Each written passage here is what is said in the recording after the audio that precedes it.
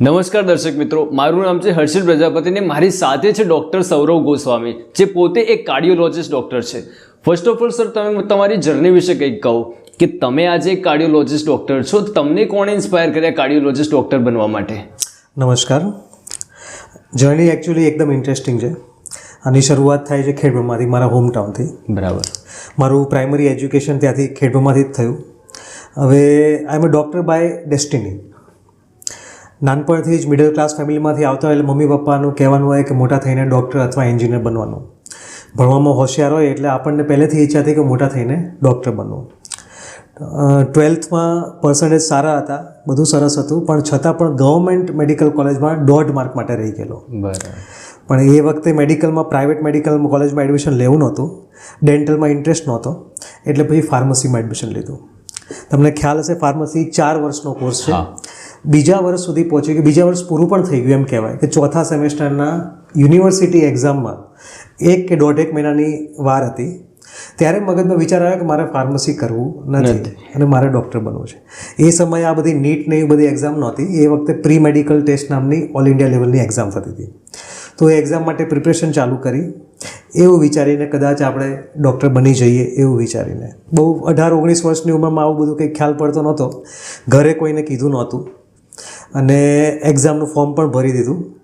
અને પણ લક એવા થોડા અઘરા હતા મારા કે જે દિવસે મારી યુનિવર્સિટીની એક્ઝામ હતી એ દિવસે એ જ સમયે મારી એન્ટ્રન્સ ટેસ્ટ હતી. એટલે એકદમ મગજ એકમાં વિચારે કે શું કરવું, યુનિવર્સિટીની એક્ઝામ નહીં આપું તો હું ફેલ ગણાઈશ, કારણ કે હું અપિયર જ નહીં થઈ શકું.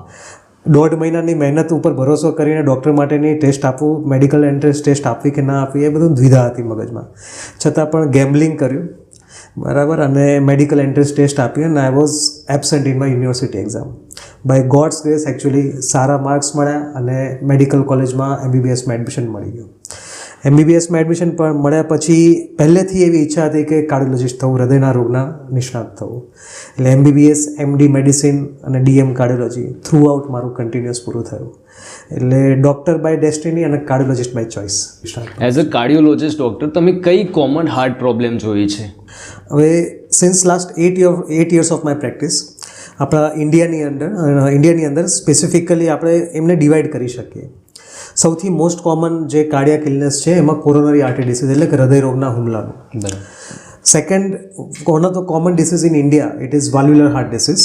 સ્પેસિફિકલી રૂમેટિક હાર્ટ ડિસીઝ બહુ કોમન છે ઇન્ડિયાની અંદર, જેની અંદર વાલ સાંકડો થવો અથવા વાલ લીક થવો, આ બધી બીમારીઓ થતી હોય છે. થર્ડ હોય છે ધબકારાની અનિયમિતતા, જેને અરિધમિયાસ કહેવામાં આવે છે. અને ચોથો એક અલગ રોગ આપણે કહી શકીએ કન્જેનેટલ હાર્ટ ડિસીઝ, કે જેની અંદર જન્મજાત રોગો, જેમ કે નાનપણથી બાળકના હૃદયની અંદર જે પડદા હોય એની અંદર કાણું અથવા હોલ હોવું, કાં તો હૃદયની જે મુખ્ય નળીઓ હોય એની અંદર કોઈ કમ્યુનિકેશન અથવા તો એબડોમલ લોકેશન હોવું, બહુ બધા ટાઈપના જેનેટિક હોઈ શકે. બિલકુલ જીનેટિક હોઈ શકે. અને ઘણી વખત જે ડેવલપમેન્ટ થતું હોય બાળકનું બર્થ એટલે યુટ્રાઇન ઇન્ટ્રાયુટ્રાઇન, એ વખતે ઘણી વખત જીનેટિકલ અથવા ક્રોમોઝોમલ એબનોર્મલિટીના કારણે આ બધી વસ્તુ થતી હોય છે. એટલે મુખ્યત્વે આ રોગોને આવી રીતે આપણે ડિવાઈડ કરી શકીએ. બરાબર. જ્યારે સર હૃદયની બીમારીની વાત કરીએ તો હૃદયની બીમારીના મુખ્ય જવાબદાર પરિબળો કયા? આપણે specifically will stick to coronary artery disease એટલે હૃદય રોગના હુમલાનું, જેના માટેની ખાસ જરૂર છે બધું લોકોને જાણવાની. જે મુખ્યત્વે જે રિસ્ક ફેક્ટર છે કન્વેન્શનલી એને 2 ભાગમાં ડિવાઈડ કર્યા છે. એક છે મોડિફાયેબલ રિસ્ક ફેક્ટર અને એક છે નોન મોડિફાયેબલ રિસ્ક ફેક્ટર. બરાબર. જે નોન મોડિફાયેબલ રિસ્ક ફેક્ટર છે, જેને આપણે ચેન્જ નથી કરી શકતા, એની અંદર આવે છે એજ, ઉંમર. જેમ જેમ ઉંમર વધે એમ હૃદય રોગનું થવાની શક્યતા વધતી જાય. સેકન્ડ છે જેન્ડર. સ્ત્રીઓ કરતાં પુરુષોને હૃદય રોગના હુમલાઓની શક્યતા ઘણી વધારે છે. થર્ડ છે જીનેટિક પ્રિડિસ્પોઝિશન અથવા ફેમિલી હિસ્ટ્રી, કે જેના વડવાઓમાં, જેના મધર ફાધરને નાની ઉંમરની અંદર હૃદય રોગની તકલીફ થઈ છે, એમના વારસદારો કે એમના સંતાનોને હૃદય રોગ થવાની શક્યતા વધારે છે. આ છે નોન મોડિફાયેબલ રિસ્ક ફેક્ટર. કેટલાક રિસ્ક ફેક્ટર છે જે મોડિફાયેબલ, જેને આપણે ચેન્જ કરી શકીએ છીએ. એમાં સૌથી પહેલાં આવે છે હાઇપરટેન્શન એટલે કે બ્લડ પ્રેશરની બીમારી. સેકન્ડ છે ડાયાબિટીસ, શુગરની બીમારી. ત્રીજું છે કોલેસ્ટ્રોલ, ડિસ્લિપિડેમિયા. પછી આવે છે આપણા એડિક્શન્સ, વન ઓફ ધ કોમન છે સ્મોકિંગ છે, ટોબેકો ચ્યુઇંગ છે, આલ્કોહોલ છે, બરાબર છે. આ બધા ચોથ. એના સિવાય સ્ટ્રેસ છે, વધારે પડતું excessive stress, that is also very dangerous. અને બીજું એના સિવાય ઓબેસિટી એટલે મેદસ્વીતા, વધારે પડતું વજન હોવું, આ બધા રિસ્ક ફેક્ટર છે હૃદયરોગના હુમલા થવાના માટે. બરાબર. તો સર હાર્ટ હેલ્થ માટે કોલેસ્ટ્રોલ અને બ્લડ પ્રેશરનું કેટલું ઇમ્પોર્ટન્સ છે? So these are the very conventional risk factor કે one of the most common. લાંબા સમયથી જ્યારે બ્લડ પ્રેશર, ડાયાબિટીસ કે કોલેસ્ટ્રોલ હોય છે એવા લોકોને જે હૃદયની નળીઓ છે એમાં બ્લોક થવાની શક્યતા લાંબા ગાળે બહુ સિગ્નિફિકન્ટલી વધતી જતી હોય છે. એટલે આ જે રિસ્ક ફેક્ટર છે ત્રણેય, હું કહું છું, ડાયાબિટીસ છે, બ્લડ પ્રેશર છે અને ડિસ્લિપિડેમિયા એટલે cholesterol, this are the core risk factors. કે જે કોઈ વ્યક્તિના છે તો ચાન્સીસ વધારે છે કે એનું હાર્ટ બ્લોક થઈ શકે. બિલકુલ. અને જે લોકોને અનકન્ટ્રોલ હાઇપરટેન્શન, અનકન્ટ્રોલ ડાયાબિટીસ છે, they are very prone for cardiac illness. Hypertension એટલે સ્ટ્રેસ વધારે લેવો? નહીં, hypertension blood pressure. Blood pressure. Sir આજકાલ હાર્ટ એટેકના કેસો વધી રહ્યા છે, તો હાર્ટ એટેક આવવાનું મુખ્ય કારણ શું છે? જેમ આપણે વાત કરી કે આ બધા રિસ્ક ફેક્ટર છે, કન્વેન્શનલ રિસ્ક ફેક્ટર બધા એ જ મુખ્યત્વે પરિબળો હોય છે. પણ આજકાલ જે apart from this hypertension, diabetes અને ધીસ, એના સિવાય આપણી જે રોજિંદી જિંદગી છે આટલી ફાસ્ટ લાઈફમાં, સ્ટ્રેસ, આપણી બેઠાડું જીવન, ફિઝિકલ ઇનએક્ટિવિટી, આપણો ડાયટ, આપણું વધારે પડતું ફાસ્ટ ફૂડ, જંક ફૂડ જે વધારે પડતા કન્ઝપ્શન થઈ રહ્યા છે, these also causes cardiac illnesses and heart attack right now. બરાબર. આપણી lifestyle is also important factor right now. પહેલાં તો સર કેવું હતું કે મોટી ઉંમરના લોકોને જ હાર્ટ એટેક આવતું હતું, પણ અત્યારે તો 18 વર્ષ, 15 વર્ષના નાના યુવાનોને પણ હાર્ટ એટેક આવે છે. તો સર એનું કારણ શું છે? અત્યારે એક ફ્રેઝ બહુ કોમન થઈ રહ્યો છે કે હૃદયરોગની હવે ઉંમર નથી રહી. હા. પહેલાં આપણે જોતા હતા કે બધા 60, 70, 80 વર્ષના લોકોને જ હૃદયનો 50 પછી શરૂઆત થતી હોય, પણ હવે આપણે સાંભળીએ છીએ કે 18, 19 વર્ષના વ્યક્તિને પણ હૃદયનો હુમલો અને અચાનક મૃત્યુ થઈ ગયું. હવે આપણે જોઈએ તો એવા લોકોને ના બ્લડ પ્રેશર હોય, ના ડાયાબિટીસ હોય, ના કોલેસ્ટ્રોલ હોય, કોઈ એવી હિસ્ટ્રી હોતી નથી. છતાં પણ એ લોકોને આટલું સિગ્નિફિકન્ટ હેવી હાર્ટ એટેક અને અચાનકથી હૃદય બંધ પડવું એટલે મૃત્યુ થવાની શક્યતા થતી હોય છે. એના મુખ્યત્વે અત્યારે આપણે જોઈએ કે યંગ એજની અંદર જે એટેક થાય છે એમાં આપણે કહી શકીએ કે સૌથી ઇમ્પોર્ટન્ટ ફેક્ટર છે એડિક્શન રાઇટ નાઉ. નાની ઉંમરથી સ્કૂલિંગમાં જ આપણે tobacco chewing, smoking initially very early એજથી સ્ટાર્ટ થતું હોય. Second, one of the common risk factor આપણે કહીએ છીએ વધારે પડતું સ્ટ્રેસ, ફિઝિકલ ઇનએક્ટિવિટી અને જે કીધું તમારું આપણું જે ખાવાનું અત્યારે આપણે જે ડાયટ પેટર્ન છે it is significantly changed. This are the core important factor. અને બીજી વસ્તુ છે કે યંગ એજના જે હાર્ટ એટેક છે એ કિસ્સાઓ મોસ્ટલી આપણે જોયું હશે કોરોના સમયકાળ પછી આપણે જોયું છે કે એની અંદર સિગ્નિફિકન્ટલી વધારો થયો છે. કોવિડ વખતે we have seen so many cases of young patients having heart attacks. કારણ કે કોવિડના કારણે ઘણી વખત એમને જે બોડીની અંદર પ્રોથ્રોમ્બોજેનિસિટી છે એટલે બોડીની અંદર સિગ્નિફિકન્ટ ઇન્ફ્લેમેશન અને એના કારણે બ્લડના ગઠ્ઠા હૃદયની અંદર નળીઓમાં જમા થતો હોય છે અને એના કારણે યંગ એજમાં પણ હાર્ટ એટેક આપણે થતા જોયા છે. બરાબર. ઘણા લોકોને સર જેનેટિક હાર્ટ પ્રોબ્લેમ હોય છે, તો તેવા લોકોને શું ધ્યાનમાં રાખવું જોઈએ? જીનેટિક પ્રીડિસ્પોઝિશન એકચ્યુઅલી એક ઘણા ભાગમાં આપણે બે ભાગમાં ડિવાઈડ કરી શકીએ. એક જીનેટિક પ્રીડિસ્પોઝિશન કોરોનરી આર્ટરી ડિસીઝની પણ હોય. જે લોકોના મધર ફાધરને નાની ઉંમરમાં હૃદયની હુમલો થયો એ લોકોને ખાસ રેગ્યુલર બેઝિસ ઉપર ચેકઅપ કરાવવું જરૂરી છે. બ્લડ પ્રેશર, ડાયાબિટીસ, કોલેસ્ટ્રોલનું જરૂર પડે તો ઇસીજી અને ઇકો પેરામીટર્સ પણ જોવા પડે. અને કેટલીક જીનેટિક ડિસીઝ અલગ પ્રકારની છે. તમે કોઈક વખત સાંભળ્યું હશે કે ગરબા ગાતા ગાતા કોઈ વ્યક્તિનું અચાનકથી ડેથ થઈ ગયું, કોઈ વ્યક્તિ જીમમાં એક્સરસાઇઝ કરતું હતું અને એ વખતે ડેથ થઈ ગયું. આ બધા કિસ્સાઓ આપણે સાંભળીએ ને ત્યારે મોસ્ટલી એ કન્ડિશનની અંદર સડન કાર્ડિયાક ડેથ થવાનું કારણ અરિધમિયાઝ હોય છે, એટલે હૃદયના ધબકારાની અનિયમિતતા.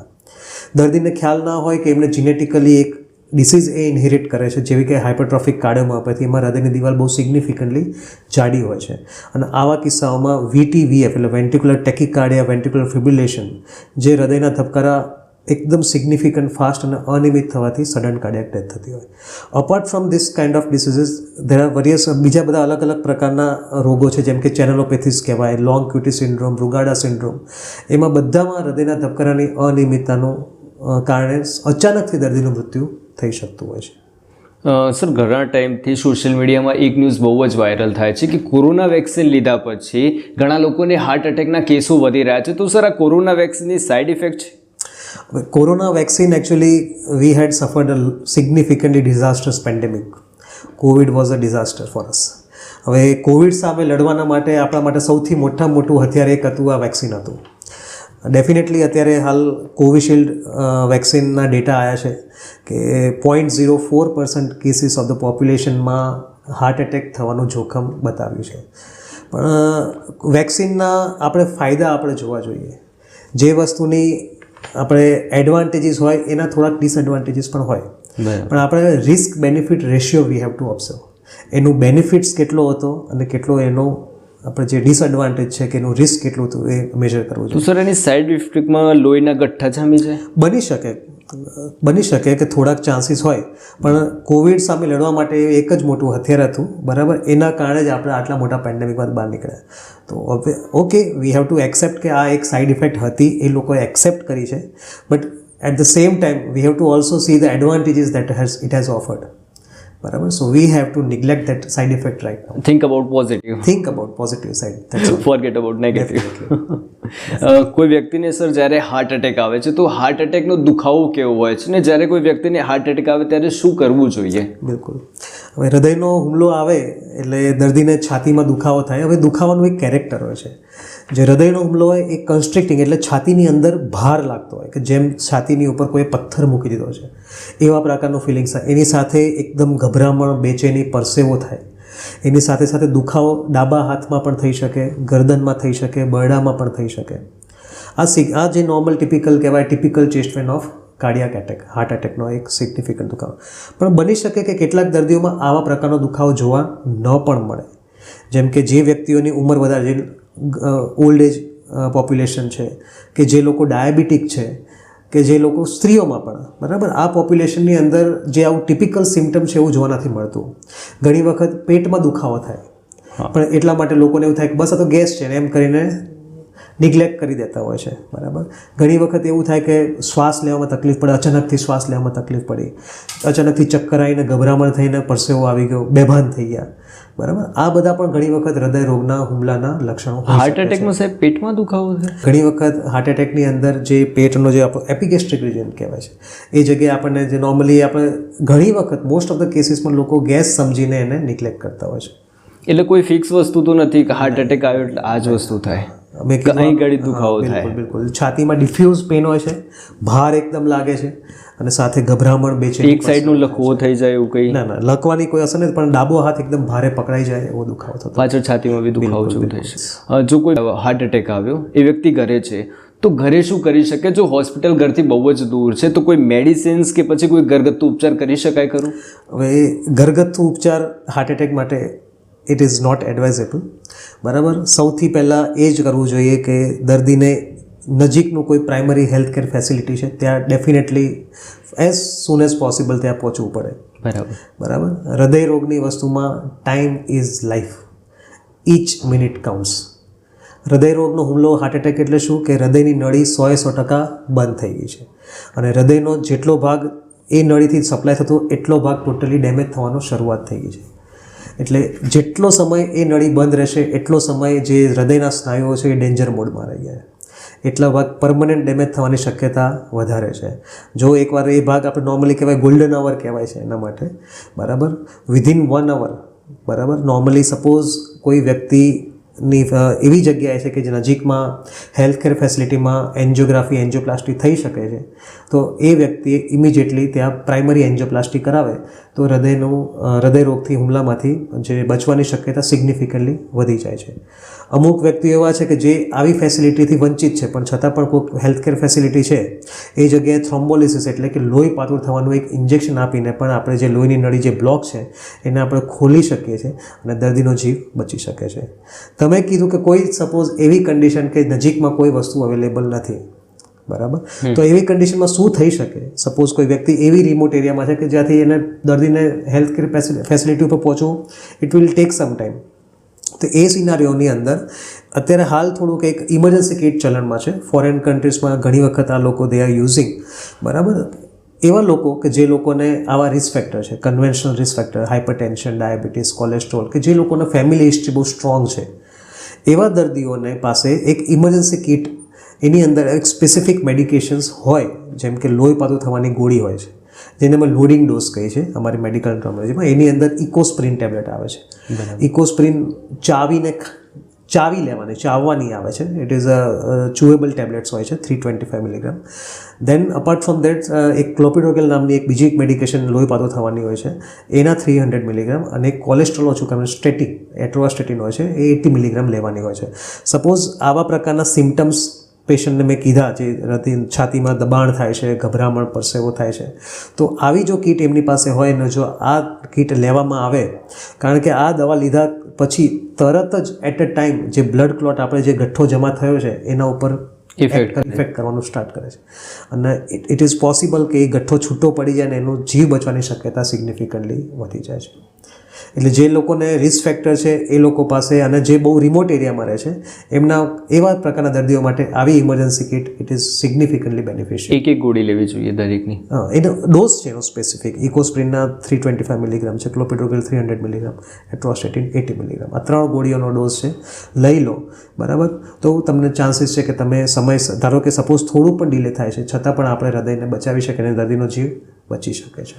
બરાબર. વચ્ચે સર મેં એક પોડકાસ્ટ વિડીયો જોયો હતો, એમાં એક ડૉક્ટર કહેતા હતા કે જ્યારે કોઈ વ્યક્તિને હાર્ટ એટેક આવે છે તો 1 ચમચી લાલ મરચું જીભ નીચે મૂકી દેવું.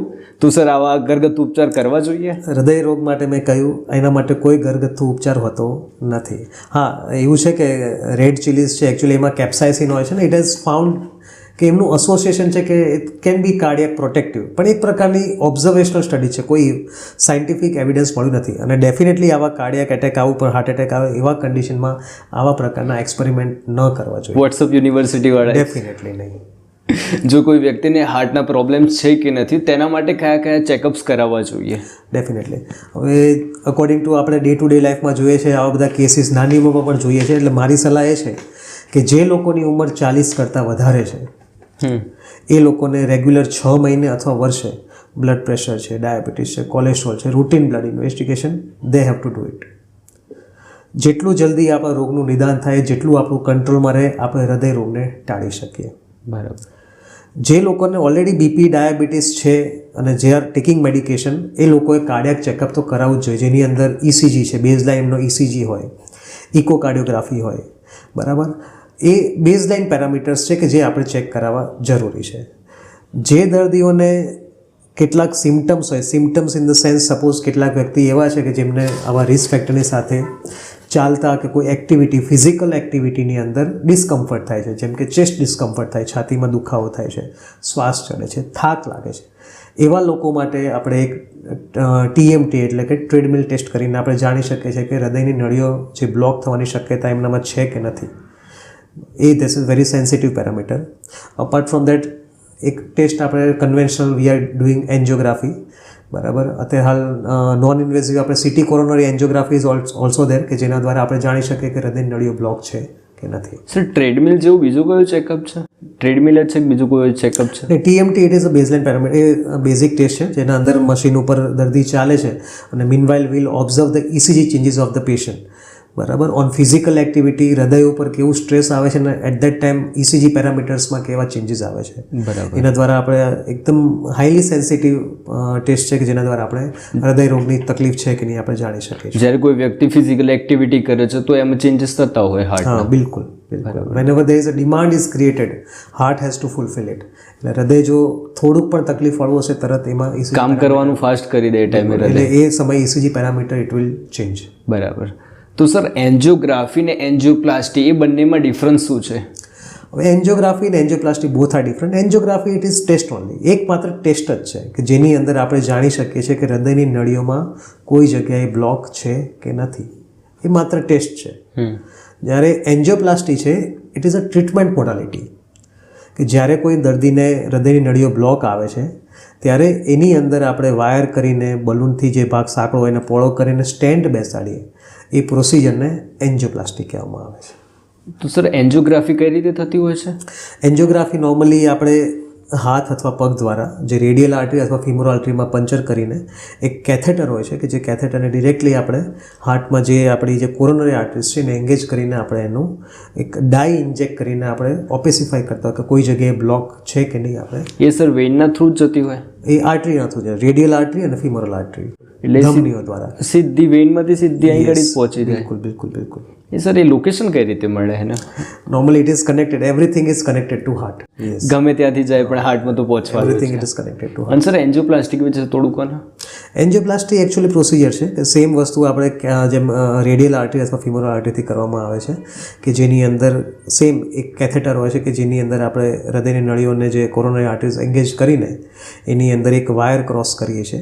વાયર ક્રોસ કર્યા બાદ જે જગ્યાએ પ્રશ્ન બ્લોક છે, જે જગ્યાએ ચરબીનો થર જમા, એ ભાગને આપણે બલૂન દ્વારા પહોળો કરીએ છીએ અને જ્યારે વ્યવસ્થિત રીતે એક ઓપ્ટિમમ લેવલ ઉપર ડાયલેટ થઈ જાય છે એના પછી એના ઉપર આપણે સ્ટેન્ટ બેસાડીએ છીએ. બલૂન એટલે બલૂન એટલે એકચ્યુઅલી એક સિમ્પલ ભાષામાં કહીએ આપણે જેમ નોર્મલી કોઈ વસ્તુ આપણે બલૂન જેમ ફુગ્ગો ફૂલતો હોય એવી રીતે એક નાનકડી ડિવાઇસ હોય છે કે જે એક ડિવાઇસ દ્વારા આપણે એને ફૂલાવવામાં આવે છે એક સ્પેસિફિક પ્રેશર ઉપર. જ્યાં બ્લોકેજ હોય ત્યાં આગળ એ જગ્યાએ સાંકડી એ જગ્યાએ બલૂન ફૂલે અને એટલો ભાગ આપણે પહોળો કરીએ. અને એક શબ્દ સર વિમાન આવે છે, વિમાન શું છે? વિમાન એકચ્યુઅલી સાદી તળપદી ભાષાનો શબ્દ છે કે લોકોને સમજે એના માટે બનાવેલું છે કે વિધાઉટ આપણે કોઈ સર્જરી કર્યા વગર ડિરેક્ટલી કેથેટરથી આપણે બલૂન અને સ્ટેન્ડ ઉતારીએ છીએ એ પ્રોસિજરને વિમાન દ્વારા પ્રોસિજર. એક કેથેટરને વિમાન કહીએ. કેથેટર અને બલૂનની જે આપણે ડિવાઇસને બધું યુઝ કરીએ છીએ દેટ નોન એઝ આપણે ગુજરાતી ભાષામાં પેશન્ટને સમજાવવા માટે એ યુઝ થતી હોય છે. બાકી તો કશું જ નથી.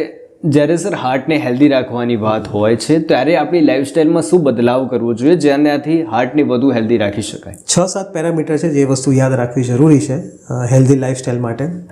સૌથી ફર્સ્ટ વસ્તુ અત્યારે ખાસ ધ્યાન રાખવાનું જોઈએ છે stop addictions. Smoking, tobacco chewing, alcohol બધી વસ્તુ છોડવું પડે. સેકન્ડ વસ્તુ રેગ્યુલર સ્ક્રીનિંગ કરવું જરૂરી છે. મેં કીધું કે 40 અપ એજ થાય છે, રેગ્યુલર સ્ક્રીનિંગ કરો. તમને કોઈ તકલીફ છે કે નથી.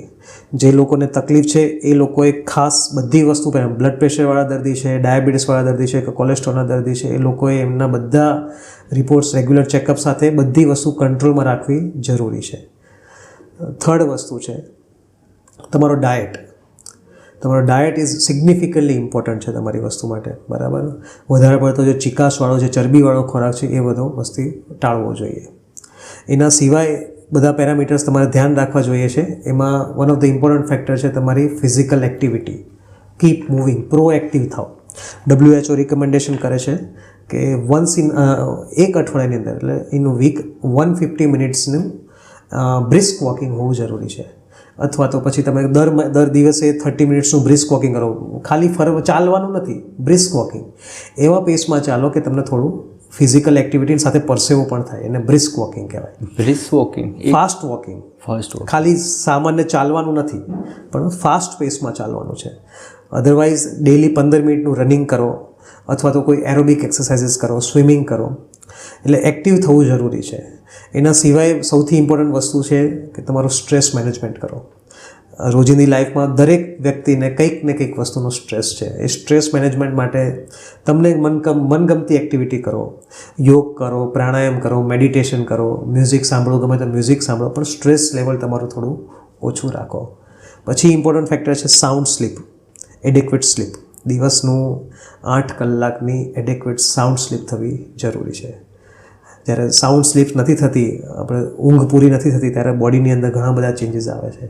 બ્લડ પ્રેશર પણ કંટ્રોલમાં ના રહે, શુગર પણ કંટ્રોલમાં ના રહે, બરાબર. So these are the parameters one have to take care of. Sound sleep એટલે ડીપ સ્લીપ? ડીપ સ્લીપ નહીં, એટલે એડેક્વેટ સ્લીપ. સારી ક્વોલિટીની સ્લીપ લેવી જરૂરી છે. ડીપ સ્લીપની બંનેમાં ડિફરન્સ છે? એટલે sound sleep it is important કે ડીપ સ્લીપ નહીં, સાઉન્ડ સ્લીપ. 8 કલાકની એટલીસ્ટ ઊંઘ લેવી જરૂરી છે.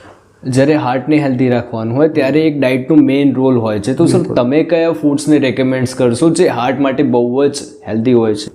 હવે સૌથી ઇમ્પોર્ટન્ટ વસ્તુ એ છે કે આપણે જે ઓઇલ વાપરીએ છીએ ખાવામાં, બરાબર, એમાં મુફા જેને પોલી અનસેચ્યુરેટેડ ફેટી એસિડ કહેવાય, એ લેવલ જેનામાં વધારે હોય એવા પ્રકારના ઓઇલ વાપરવું જોઈએ. સેચ્યુરેટેડ ફેટી એસિડ જે ઓઇલની અંદર વધારે છે એવા પ્રકારના ઓઇલનો યુઝ ટાળવો જોઈએ. જેમ કે પામ ઓઇલનો યુઝ ટાળવો જોઈએ.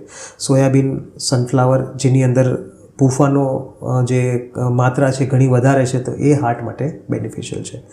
એના સિવાય આપણે કહી શકાય કે રેગ્યુલર લીલા શાકભાજી છે, ગ્રીન લીફી વેજીટેબલ્સ છે, હાઈ ફાઈબર ડાયટ છે, ફ્રૂટનું કન્ઝપ્શન છે, ઇટ ઇઝ બેનિફિશિયલ. અને નાવ હવે મારું માનવું છે કે આપણે ઓલ્ડ સિસ્ટમ ઉપર જવું જોઈએ, કે જૂની સિસ્ટમ પ્રમાણે આપણે અત્યારે હાલ જે ગ્રેન્સનું પ્રમાણ આપણા ડાયટમાં વધારે છે એના કરતાં આપણે મિલેટ્સનું પ્રમાણ વધારવું જોઈએ. જેમ કે રાગી છે કે પછી મકાઈ, જુવાર છે, કે this is much beneficial for heart apart from this grains and all. Sir પેલું રૂફા અને પૂફાવાળું તમે જે કીધું હમણાં એ સર ખ્યાલ ના આવે એમાં શું છે? એટલે એકચ્યુઅલી ઇટ ઇઝ ઓઇલની અંદર એકચ્યુઅલી ફેટી એસિડ હોય છે. સેચ્યુરેટેડ ફેટી એસિડ છે actually it is very significantly risk factor છે કે આપણા બોડીની અંદર ખરાબ કોલેસ્ટ્રોલનું પ્રમાણ વધારે.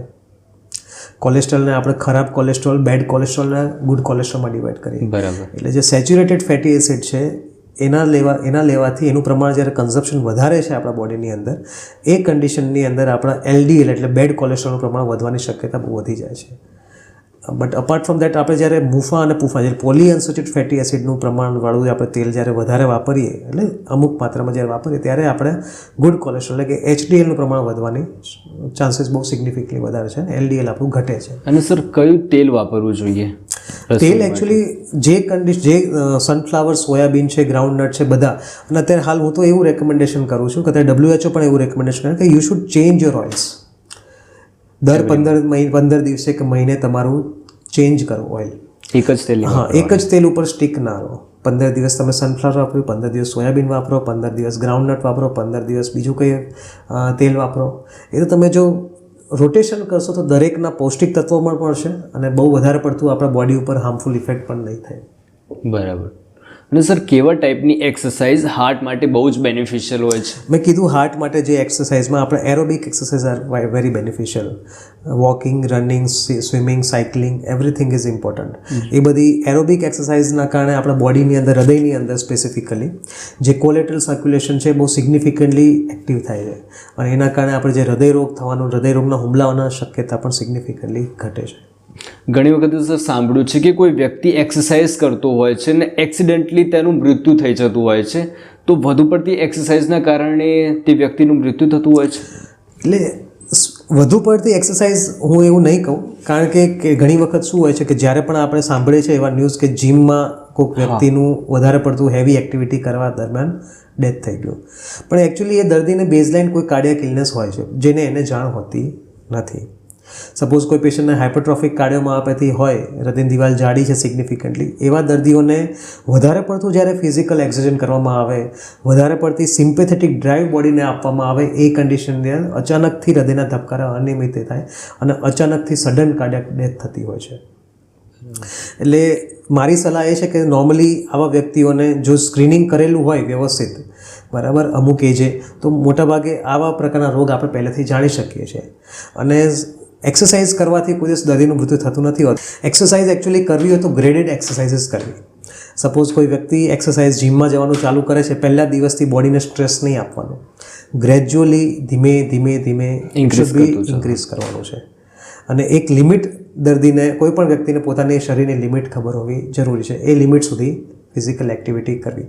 વધારે પડતું ફિઝિકલ આપણે સિમ્પેથેટિક ડ્રાઈવ આપીને આપણા હૃદયને આપણે નુકસાન કરવાનો મતલબ નથી. તો સર કાર્ડિયોલોજી સેક્ટરની અંદર લેટેસ્ટ એડવાન્સમેન્ટ શું છે જેના માટે તમે ખૂબ જ એક્સાઇટેડ છો? Cardiology actually it is like ocean. બહુ બધા અત્યારે ટ્રીટમેન્ટ મોડાલિટીઝ અલગ અલગ રોગો માટે અવેલેબલ છે. Newer things are available right now. એમાં 2-3 પેરામીટર બહુ સરસ છે. એક છે ડ્રગ કોટેડ બલૂન આવ્યા છે કે જેની અંદર સ્ટેન્ટ નહીં મૂકવાનો, ડાયરેક્ટ ખાલી બલૂનથી જ આપણે બ્લોક આપણે ક્લિયર કરવાનો. એની જે આપણે દવા આપણે મૂકતા હોય છે એ ડિરેક્ટલી બલૂનથી જ ઇલ્યુટ થાય. એક બહુ એક્સાઇટિંગ વસ્તુ છે. સેકન્ડ વસ્તુ છે કે બાયો એબ્ઝોર્બેબલ સ્ટેન્ટ આવ્યા છે કે એવા પ્રકારના સ્ટેન્ટ હોય છે કે જેની અંદર સ્ટેન્ટ મૂક્યા પછી ધીમે ધીમે જે સ્ટેન્ટનું જે મેટલ છે એ ઓટોમેટિકલી ગ્રેજ્યુઅલી ઓગળવા માંડે છે અને એક કન્સેપ્ટ આવે છે લિવિંગ નથિંગ બિહાઇન્ડ. એટલે 6 મહિના પછી સ્ટેન્ટ ઓગળી જાય છે અને જે બ્લોક હતો એ ક્લિયર થઈ જાય છે. એની જાતે જ ઓગળવા માંડે. So this are advancement. અત્યારે બધા ધીમે ધીમે એમાં થોડુંક અત્યારે પ્રોગ્રેસ થઈ રહ્યો છે અને newer things actually coming right now already in practice. કે જે પહેલાં કન્વેન્શનલી આપણે વાલના જે તકલીફ હતી, વાલના દર્દીઓ હતા કે જે લોકોને ઓપન હાર્ટ સર્જરી કરીને વાલનું રિપ્લેસમેન્ટ થતું હતું, એ હવે આપણે બલૂન દ્વારા પરક્યુટેનિયસલી કરી શકીએ છીએ. જેમ કે ટાવી છે, ટ્રાન્સકેથેટર એઓર્ટિક વાલ રિપ્લેસમેન્ટ છે, ઇવન સેમ TMVR, ટ્રાન્સકેથેટર માઇટ્રલ વાલ રિપ્લેસમેન્ટ. આ બધા વાલને આપણે રિપ્લેસમેન્ટ બલૂન દ્વારા જ આપણે વિધાઉટ આપણા ઓપન હાર્ટ સર્જરી કર્યા વગર આપણે કરી શકીએ છીએ. પહેલાં તો હાર્ટ એટેક માટે ઓપન હાર્ટ સર્જરી થતી હશે ને? ઇનિશિયલી ધીસ એન્જિયોપ્લાસ્ટી બધું આઈ થિંક ઇટ હેઝ કેમ સિન્સ 1976. 1976 આઈ થિંક, બરાબર. 50 વર્ષ હા, પહેલા. એટલે બહુ બધી વસ્તુઓ એડવાન્સમેન્ટ થઈ છે. Initially bypass surgery was a preferred option, પણ ધીમે ધીમે એન્જિયોપ્લાસ્ટી અત્યારે હાલ અમુક કન્ડિશન્સની અંદર પ્રિફર્ડ ઓપ્શન બની રહ્યો છે. તો સર આજથી લગભગ 25 વર્ષ પહેલાં હાર્ટની બીમારીઓનું નિદાન કંઈક અલગ જ રીતે થતું હશે, તો ટેકનોલોજીના કારણે શું બદલાવ આવ્યો છે? ડેફિનેટલી 25 વર્ષ પહેલાં ઇટ વોઝ વેરી ડિફિકલ્ટ. એટલે એ વખતના ડૉક્ટર તો બધા ગ્રેટ ક્લિનિશિયન્સ કહેવાય. અત્યારે હાલ આપણે વી આર લકી કે અમારી પાસે બહુ બધી ટ્રીટમેન્ટ મોડાલિટીઝ અવેલેબલ છે, ડાયગ્નોસ્ટિક મોડાલિટીઝ અવેલેબલ છે, ઇસીજી છે, ઇકો છે, ટીએમટી છે, એન્જિયોગ્રાફી કરી શકીએ છીએ. પણ એ સમયે એટલી બધી વસ્તુ એડવાન્સમેન્ટ અવેલેબલ હતી નહીં. એટલે એમના માટે પેશન્ટને ખાલી ક્લિનિકલ સિમ્ટમ્સ, પેશન્ટને શું તકલીફ થાય છે અને બેઝિકલી ખાલી બેઝિક ઇસીજી એના દ્વારા જ બધી વસ્તુનું નિદાન થતું હતું અને ટ્રીટમેન્ટ થતી હતી.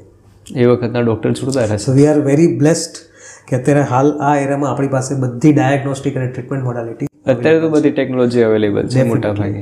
બરાબર છે. Thank you sir. Yes, thank you Harshitbhai for this opportunity. Thank you.